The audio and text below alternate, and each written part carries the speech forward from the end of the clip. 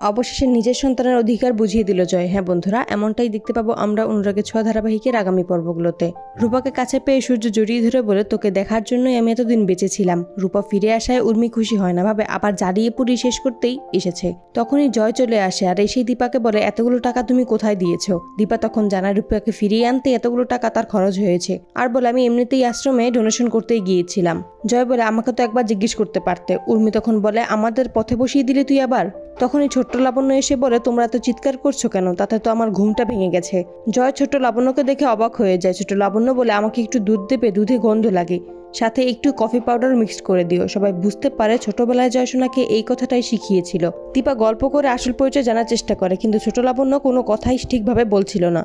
উর্মি বলে, আমার কোনো কিছুই ঠিক লাগছে না। রূপা ভাবে, এমন সময় আমি বাড়িতে এলাম, কেউ আমায় দেখে খুশিই হয়নি। সূর্য লাবণ্যকে পুলিশে দিতে চাচ্ছিল না, কিন্তু দীপা বলে, ও কাল সারা রাত এখানে কাটিয়েছে, ওর দায়িত্ব তো আমরা সারা জীবন নিতে পারবো না, তাই তাকে পুলিশে দিতেই হবে।